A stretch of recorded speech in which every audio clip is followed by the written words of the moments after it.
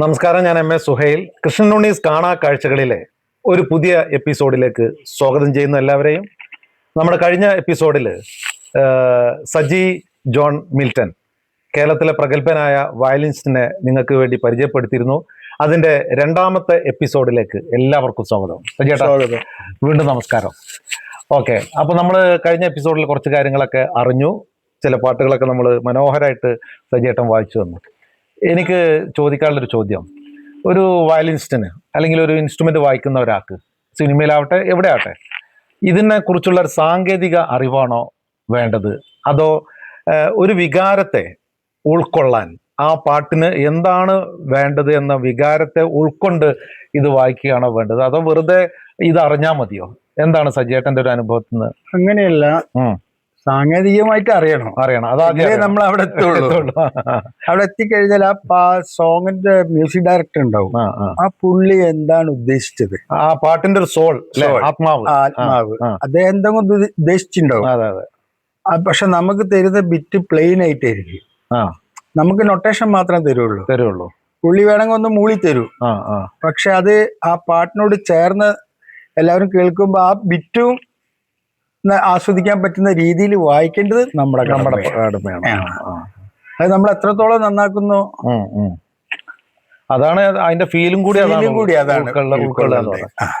ഞാൻ എനിക്കൊരു എപ്പോഴും എനിക്കുള്ള ഡൗട്ടേ, ഇപ്പൊ സാധാരണ ഒരു മ്യൂസിക് ഡയറക്ടർ ഒരു പാട്ടിന് ട്യൂൺ ഇടുന്നു, ഒരു ലിറിസിസ്റ്റ് ആ പാട്ടിന്റെ വരികൾ എഴുതുന്നു, ട്യൂൺ ഇടുന്നു, റെക്കോർഡിങ്ങിന് വരുമ്പോ ഇതിന്റെ ഇടയിൽ നിങ്ങൾ വായിക്കേണ്ട, എന്തായാലും പറയാം, നമ്മള് ഓർക്കസ്ട്ര ആ പോർഷനില്ലേ, അത് മ്യൂസിക് ഡയറക്ടർ പറയോ, അതോ പിന്നെ ഇവിടെ എന്ത് വായിക്കണം എന്ന് നിങ്ങളോട് ആരോടെങ്കിലും അങ്ങനെ ചോദിക്കാറുണ്ട്? ഏതെങ്കിലും സംവിധായകൻ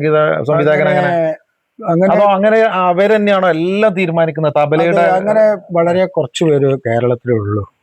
ആദ്യ കാലഘട്ടം മുതലേ തന്നെ അങ്ങനെ തന്നെയാണ്. എങ്ങനെ? കാരണം ഇപ്പം ഒറിജിനലായിട്ട് മ്യൂസിക് ചെയ്തത് ദേവരായ മാഷ്, അതായത് ഫുൾ സ്കോർ സോങ് വിത്ത് ഓർക്കസ്ട്ര, ദേവരായ മാഷ്, ജാഗോ മാഷ്, അങ്ങനെ കുറച്ച് ജോൺസേട്ടൊക്കെ പിന്നെ ക്ലീനാ. അങ്ങനെ കുറച്ച് പേര് അവരെ സ്കോറേ ഉപയോഗിക്കുകയുള്ളൂ. മറ്റുള്ളവര് അങ്ങനെയല്ല. സോങ്ങും ഒരാൾക്ക് ഒരു ഓർക്കസ്ട്ര കണ്ടക്ടർ ഉണ്ടാവും, അയാൾക്ക് കൊടുത്തിട്ട് അയാൾ അറേഞ്ച്മെന്റ് ചെയ്യും ഫുള്ള്.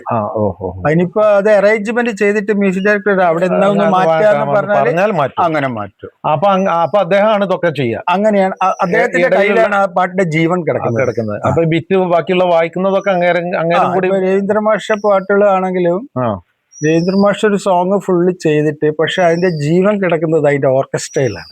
രവീന്ദ്ര മാഷ പാട്ടുകൾക്കൊക്കെ പ്രത്യേകത എന്താ, സോങ്ങിനും ഓർക്കസ്ട്രയ്ക്ക് പ്രാധാന്യമുണ്ട്. പെട്ടെന്ന് നമുക്കൊരു വയലിന് ഒരു ഇൻസ്ട്രുമെന്റ് എടുത്തിട്ട് ആ ബിറ്റുകളൊന്നും വായിക്കാൻ പറ്റൂല. ഇപ്പൊ എത്ര പഠിച്ച ഒരാളാണെങ്കിലും പെട്ടെന്ന് അതൊന്നും വായിക്കാൻ പറ്റില്ല. കാരണം ഇപ്പൊ സെയിലതികൾ എന്നുള്ള പാട്ട്, അതിന്റെ ബിറ്റൊന്നും പെട്ടെന്ന് ഒരാൾക്ക് അങ്ങനെ പെട്ടെന്ന് വായിക്കാൻ പറ്റില്ല. കാരണം അത് അങ്ങനെയാണ് അതിന്റെ അറേഞ്ച്മെന്റ്. അതില് ഇല്ല, ശ്രീലതികൾ ഞാൻ വായിച്ചില്ല. പക്ഷെ ഇതൊക്കെ രവീന്ദ്രമാഷതും പല ആൾക്കാർക്ക് രവീന്ദ്രമാഷ പാട്ടുകളൊക്കെ ചെയ്യല് സമ്പത്തണ്ണനാ, ചെന്നൈയിലെ. പുള്ളി മരിച്ചു ഇപ്പൊ അടുത്ത്, പ്രായമുള്ള ഒരാൾ. ഓർക്കസ്ട്ര ചെയ്യില്ല, പുള്ളിയാണ് ആദ്യകാലം മുതലേ. എന്നിട്ട് മാഷ് ഇത് കേൾക്കും, അങ്ങനെയാണ് അല്ലേ? ഓക്കെ. അപ്പോ പിന്നെ ഈ സംഗീത ജീവിതത്തില്, സംഗീത യാത്രയില് സജിയേട്ടന് മറക്കാൻ കഴിയാത്ത ഏതെങ്കിലും ഒരു ഗാനമേളയോ അല്ലെങ്കിൽ ഒരു സിനിമ അനുഭവം അങ്ങനെ എന്തെങ്കിലും ജീവിതത്തിൽ ഓർത്തെടുക്കാനുണ്ടോ? ആരെങ്കിലും മറക്കാൻ പറ്റാത്തത് എന്ന് പറഞ്ഞാല്, ഫസ്റ്റ് ദാസന്റെ എസ് പി സാറിന്റെ, ചിത്രേച്ചിന്റെ, ശങ്കർ സാറ്, ഹരിഹരൻ സാറ്, അങ്ങനെ ഇപ്പൊ എല്ലാരും കൂടെ ലോകം മുഴുവൻ കറങ്ങി. ശരി. അത് ലോകരാജ്യങ്ങളൊക്കെ കണ്ടിട്ടുണ്ട്. ഏറ്റവും സന്തോഷമായത് ലോകത്തില് നമ്മുടെ ഇന്ത്യയിൽ നിന്ന് തന്നെ ഒരു വെസ്റ്റേൺ വയലിനിസ്റ്റ് പോയി വായിക്കാൻ പറ്റാത്തൊരു സ്ഥലം ലണ്ടൻ റോയൽ ആൽബർട്ട് ഹാള്.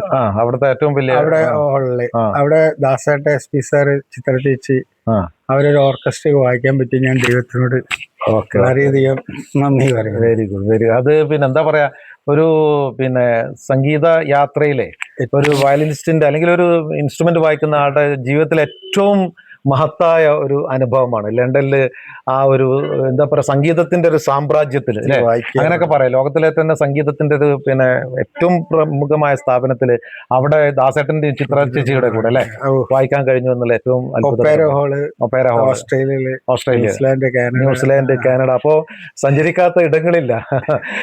പുതുതലമുറയോട് എനിക്ക് പറയാനുള്ളത് ഇങ്ങനെയൊക്കെ ഇൻസ്ട്രുമെന്റ് വായിച്ചാലും ഇതൊക്കെ ജീവിതത്തിലെ ഏറ്റവും വലിയ ഭാഗ്യങ്ങളായിട്ട് വരും എന്നാണ്. അപ്പോ പിന്നെ ഇന്നത്തെ ഒരു കാലത്ത് വേണ്ട നമുക്കൊരു പാട്ടും കൂടി പിന്നെ സജിയേട്ടൻ വായിച്ച ഏതെങ്കിലും ഒരു പാട്ടിന്റെ ഏതെങ്കിലും ഇതുണ്ടോ? മഞ്ഞക്കിളിയുടെ അതില് സാധനം പിന്നെ രവീന്ദ്ര മാഷുടെ ഏതെങ്കിലും ജോൺസേട്ടന്റെ ഇത് പാട്ടെങ്കിലും ഹൗസ് ഓഫ് എച്ചന്റെ ഓക്കെ.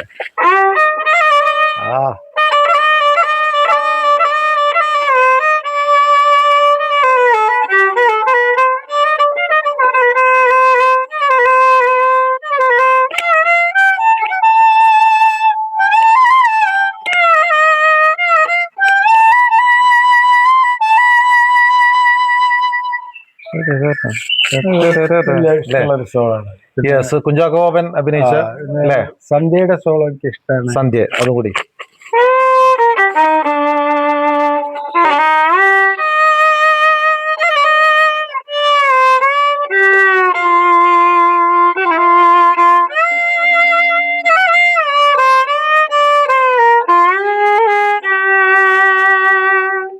Very good. പക്ഷെ അങ്ങനെ സോളോസ് ഒക്കെ എന്താണ് പിന്നെ ഔസേപ്പച്ചൻ തന്നെ വായിച്ചു സിനിമയില് പുള്ളിനെ വായിച്ചു. എന്താണ് പിന്നെ ലോഹിദാസിന്റെ സിനിമയായിരുന്നല്ലോ കുഞ്ചാക്കോ ബോബനും കസ്തൂരിമാൻ അല്ലേ? ഓക്കെ. അപ്പോ സലിൽ ചൗധരിയുടെ സാധനമാണ് വായിച്ചത്. അവരെ കൂടെ വർക്ക് ചെയ്യാൻ കഴിഞ്ഞിട്ടുണ്ടാവും. ഓക്കെ, ഇത് തന്നെ പോരെ. അർജുനൻ മാഷ കൂടെ വർക്ക് ചെയ്ത ഫിലിമല്ല ഔട്ട് റെക്കോർഡുള്ള വർക്ക്. പുള്ളിയുടെ ഒരു 6 പാട്ടിന് ഞാൻ ഓർക്കസ്ട്രേറ്റ് ചെയ്തിട്ടുണ്ട് കോഴിക്കോട് തന്നെ ഒരു വർക്ക്. നല്ല ഹെവി വർക്ക് ആയിരുന്നത്. പിന്നെ കാത്തിരുന്ന കമലഹാസൻ അഭിനയിച്ച പിന്നെ ചെമ്പകത്ത് അല്ലേ കൈകൾ പൂത്ത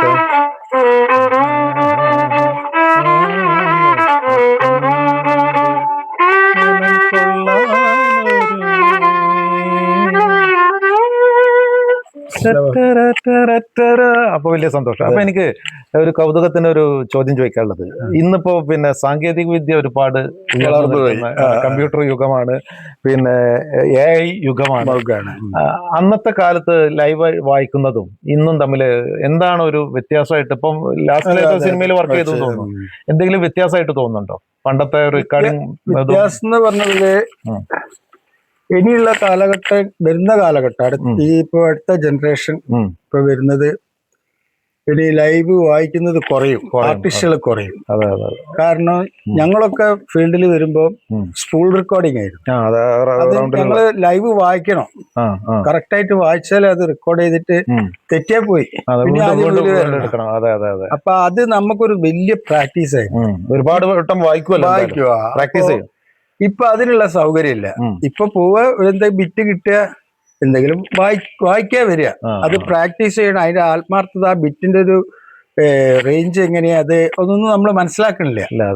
ഇപ്പൊ പോവാ, പിന്നെ എല്ലാവരും പാട്ടുകാർ ഉൾപ്പെടെ.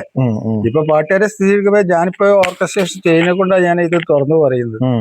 കാരണം നമുക്ക് തന്നെ ചില റെക്കോർഡിങ്ങിനൊക്കെ മ്യൂസിക് ഡയറക്ടർ പറയും, സജി നീ ഒന്ന് നോക്കണം എന്ന് പറഞ്ഞാല് ഞാൻ പറയും എനിക്ക് പറ്റൂല, ഞാൻ ചീത്ത പറഞ്ഞു പോകും. കാരണം ഇത് നാച്ചുറൽ അതാണ്. കാരണം നമ്മൾ വന്ന വഴിയാണ് നമ്മൾ ആലോചിക്കുക, നമ്മൾ അത്രയും കറക്റ്റ് ചെയ്തിട്ടാ വന്നത്.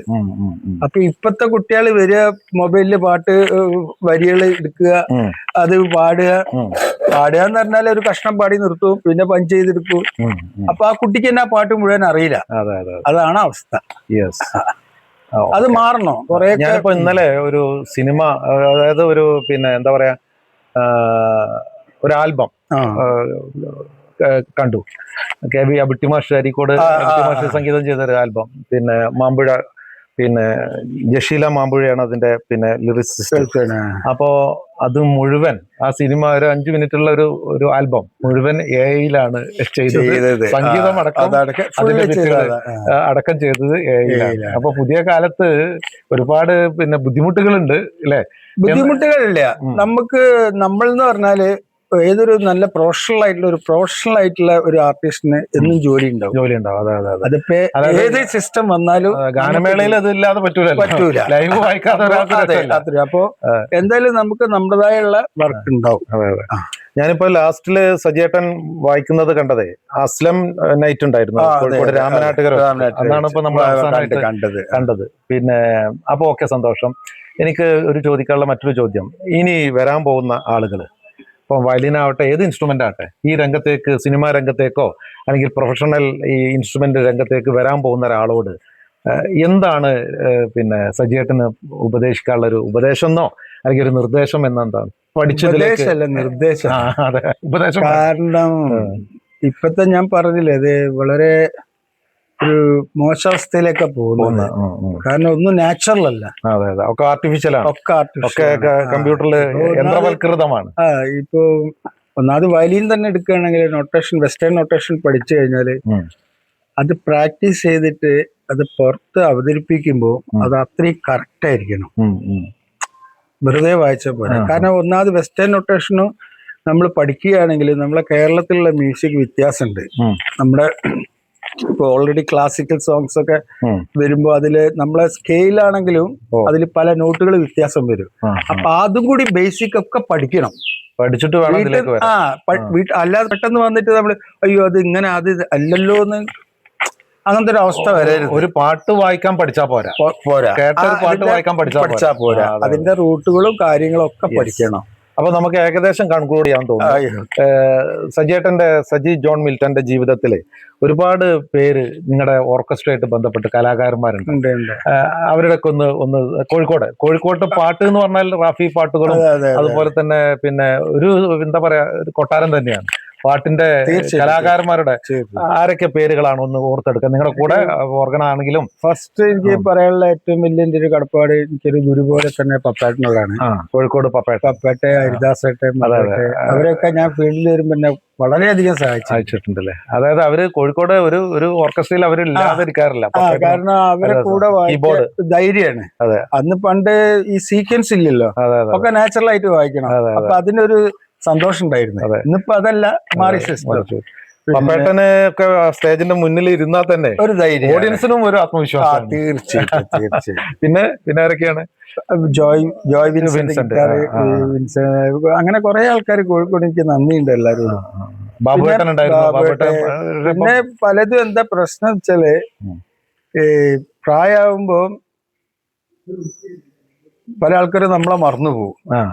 ജൂനിയേഴ്സ് ഇവര് വരുമ്പോ, പുതിയ ആൾക്കാർ വരുമ്പോ അവർക്ക്, പക്ഷെ അവര് മനസ്സിലാക്കണം വന്ന വഴി മറക്കരുത്. അതൊക്കെ ചെയ്ത് കഴിഞ്ഞാൽ മുകളിലൊരാളുണ്ടല്ലോ, അത്രയേ ഉള്ളൂ. അപ്പൊ ഓക്കെ. അപ്പൊ എനിക്ക് നമ്മുടെ ഒരു സൗഹൃദത്തിൽ എനിക്ക് ഒരു പേഴ്സണൽ റിക്വസ്റ്റ് ഉണ്ട്. എന്റെ അടുത്ത പുസ്തകം കഥാസമാഹാരം അനുരാഗിണി ഇതായൻ എന്നാണ് അതിന് പേരിട്ടിരിക്കുന്നത്. അപ്പൊ എനിക്ക് ജോൺസൺ മാഷയുടെ എനിക്ക് പോച്ചൽക്കാദറുമായിട്ട് വലിയൊരു ആത്മബന്ധം ഉണ്ടായിരുന്നു. അദ്ദേഹത്തിന്റെ പുസ്തകത്തിനൊക്കെ ഒരുപാട് അവതാരികയൊക്കെ എഴുതിയിട്ടുണ്ട്. അദ്ദേഹത്തിന്റെ വീട്ടിലൊക്കെ വന്നിട്ടുണ്ട്, ഫാമിലി അടക്കം. ഞങ്ങൾ അവിടെ പോയിട്ടുണ്ട്, തിരുവനന്തപുരത്ത്. അപ്പോ പിന്നെ ഒരു എന്താ പറയാ, ഒരു വെള്ളം പോലുള്ള മനുഷ്യനാണ് പോച്ചൽക്കാദർ. മലയാളത്തിൽ ഏറ്റവും കൂടുതൽ പാട്ടുകൾ എഴുതിയ ശ്രീകുമാരൻ തമ്പി ചേട്ടനോടൊപ്പം തന്നെ ഉള്ള ഒരാളാണ്. ഏറ്റവും എന്താ പറയാ സൗമ്യനായ നടക്കുന്നത് പോലെ ഒരാളെ ബുദ്ധിമുട്ടിക്കാതെ സോഫ്റ്റ് ആയിട്ടാണ്. അദ്ദേഹത്തിന്റെ അനുരാഗിണി ഒന്ന് ഇതിൽ വായിച്ച് കേൾക്കണം. അതിന്റെ ഒരു പല്ലവിയെങ്കിലും എനിക്ക് വായിച്ച് കേൾക്കുന്നുണ്ട്. അതോടുകൂടി നമുക്കിത് ഇന്നത്തെ കൺക്ലൂഷൻ.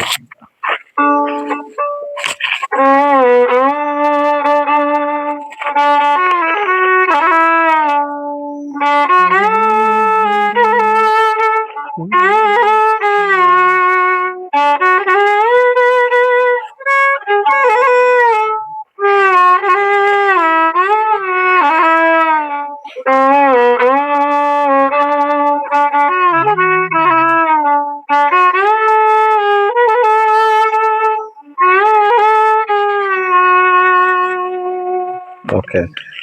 ഒരു കാര്യം കൂടി പിന്നെ ഞാൻ കൺക്ലൂഡ് ചെയ്തതാണ്. ഏറ്റവും പ്രയാസമുള്ള ഏതെങ്കിലും ഒരു വായന ജീവിതത്തിലെ അനുഭവത്തിലുണ്ടോ? വളരെ ബുദ്ധിമുട്ടി എത്ര പഠിച്ചിട്ടും എത്ര ചെയ്തിട്ടും സംതൃപ്തി തോന്നാത്തതും, സംഗീത സംവിധായകന് തോന്നാത്തതും, സജിയേട്ടന് തോന്നാത്തതും, വീണ്ടും വീണ്ടും ചെയ്ത് അങ്ങനെ എന്തെങ്കിലും ഒരു ബിറ്റ് ഉണ്ടോ? ബിറ്റ് ഉണ്ട്, പക്ഷെ അത് ഞാനത് സ്കെയിലൊക്കെ മാറ്റിട്ടാ വായിക്കല്. കീ മാറ്റും ഞങ്ങള്. സിക്കുള്ളത് ബിക്ക് ആക്കിട്ട് വായിക്കുമ്പോ സംഗീത സംവിധായകനൊന്നും പറയുന്നില്ല. അവര് ചിലവർക്ക് അറിയുന്ന ആൾക്കറിയാം, അറിയാത്തവർക്ക് ആണെങ്കിൽ അറിയും. നമ്മുടെ ജോൺസേട്ടനൊക്കെ അറിയും, ജോൺസേട്ടനെ അറിയും, പിന്നെ ഇളയരാജൊക്കെ അറിയും. അയ്യോ അവരോടൊന്നും പറയരുത്. പിന്നെ ഇയാള് നമ്മുടെ ദേവരാജ മാഷൊക്കെ ഇതിന്റെ ഒരു ഈ ടോണ് ഇത് ഡി ആണ് നോട്ട്. ഇത് അവർക്ക് കറക്റ്റ് അറിയാം. അത് അവരൊക്കെ ഒരു സീക്വൻസ് ചെയ്ത പോലെ മൈൻഡിലുള്ളതാണ് അത് അവര്.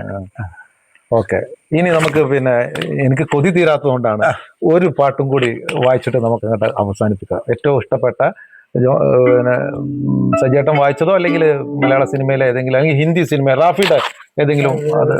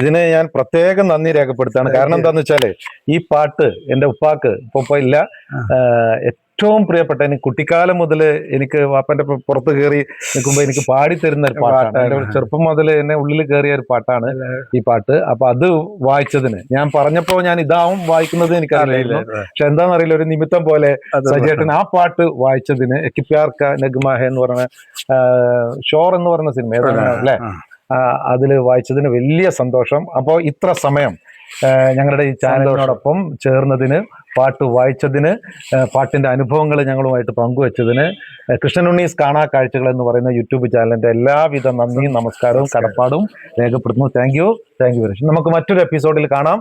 നന്ദി, നമസ്കാരം.